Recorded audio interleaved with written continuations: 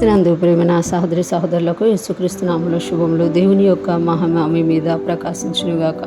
ఈరోజు దేవుడు మనకిచ్చిన మాట పేతురు రాసిన మొదటి పత్రిక 4వ అధ్యాయం 16వ వచనం. ఎవడైనను క్రైస్తవుడైనందుకు బాధను అనుభవించిన ఎడల అతడు సిగ్గుపడక ఆ పేరును బట్టి దేవుణ్ణి మహిమపరచవలను. ఈ మాటలు మనము పేతురు గారు రాసిన పత్రికలో చూస్తున్నాము. ఇక్కడ పేతురు గారు చెప్తున్నారు కదా, ఎవడైనను క్రైస్తవుడైనందుకు బాధలు అనుభవించిన ఎడల, అంటే క్రైస్తవుడైనందుకు, దేవుణ్ణి ఎరిగినందుకు, దేవుణ్ణి తెలుసుకున్నందుకు, దేవుణ్ణి ఎరగడం వల్ల ఎవరైనా హింసించబడుతున్నారా, దేవుణ్ణి తెలుసుకోవడం వల్ల ఎవరైనా బాధను అనుభవిస్తున్నారా, అయితే సిగ్గుపడక్కర్లేదు అని అంటున్నారు అనమాట. ఎందుకనంటే యేసయ్య ముందే చెప్పారు, నన్ను ఎప్పుడైతే మీరు చేర్చుకుంటారో, నన్ను ఎప్పుడైతే మీరు అనుసరిస్తారో, మీరు లోకము మిమ్మల్ని విలివేస్తుంది, లోకము మిమ్మల్ని ద్వేషిస్తుంది, లోకం మీ పేరు చెడ్డదని కొట్టివేస్తుంది అని చెప్పారనమాట. అలాగే యేసయ్య అంటారు కదా, గురువుకి ఇలా చేస్తున్నారు, ఇంకా మీకెలా చేస్తారు అని అంటున్నారు అనమాట. అందుకే ఇక్కడ పేతురు గారు ఆ విషయాన్ని గుర్తు చేస్తున్నారు. ఎవడైనను క్రైస్తవుడైనందున, క్రీస్తుని నమ్మినందున, క్రీస్తుని అనుసరించడం వలన, మంచిని చేస్తూ ఉండడం వల్ల శ్రమను అనుభవిస్తున్నారా, అయితే మీరు సిగ్గుపడకండి. ఆ పేరును బట్టి ఏ దేవుని మహిమపరచవలను, అంటే దేవుడు మనకిచ్చిన పేరును బట్టి, దేవుడు మనకిచ్చిన కృపను బట్టి మనం దేవుణ్ణి మహిమపరచాలి అని ఇక్కడ పేతురు గారు తెలియజేస్తున్నారు.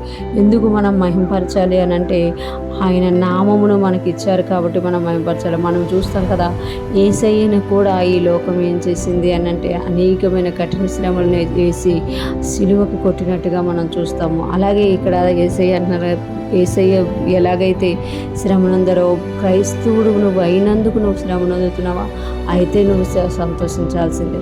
మనం ఎప్పుడైతే అలాగ సంతోషిస్తామో, మత్తయి సువార్తలో యేసయ్య అంటారు కదా, పరలోక రాజ్యంలో మీ ఫలము అధికమవుతుంది అంటారు. అందుకే పేతురు గారు ఇక్కడ రాస్తున్నారు కదా, క్రైస్తవుడు అయినందుకు నువ్వు శ్రమ పడుతున్నాడు.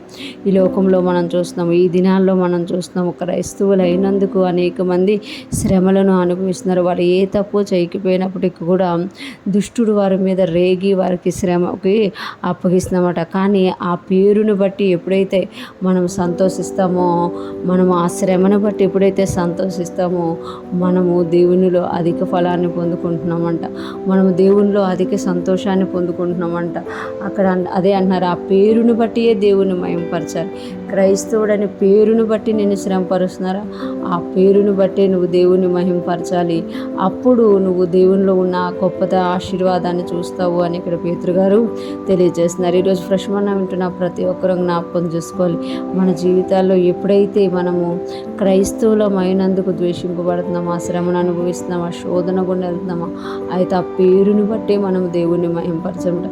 ఎప్పుడైతే మనం ఆ పేరుని బట్టి దేవుణ్ణి మహిమపరుస్తామో, దేవుని యొక్క కృపను మనం అనుభవించనే కాక అనేక మంది ఎదుట మనం గొప్ప సాక్షులుగా ఉంటూ, ఆయన రాజ్య వ్యాప్తిలో మనం ఒక భాగముగా ఉంటూ దేవునికి మహిమకరంగా జీవిస్తూ, అటువంటి గొప్ప కృప మనందరికీ కలుగునుగాక.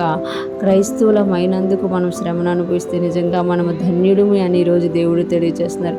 అటువంటి ధన్యతలోనికి వెళ్తూ మనము శోధనలోను, శ్రమలోను మనల్ని విడిచిపెట్టే దేవుడు కాదు. వాటి నుండి దేవుడు మనల్ని విడిపించి మనల్ని ఆయన రాజ్య వారసులుగా చేసి, ఆయన రాజ్యంలో మనల్ని దేవుడు మహిమపరిచే దేవుడుగా ఉన్నారు. దేవునికే సమస్త మహిమ చెల్లిస్తున్నాను. దేవుని కృపను బట్టి ఆయనలో మనం వర్ధిల్లుతూ ముందుకు సాగిపోదుము గాక. ఆమేన్.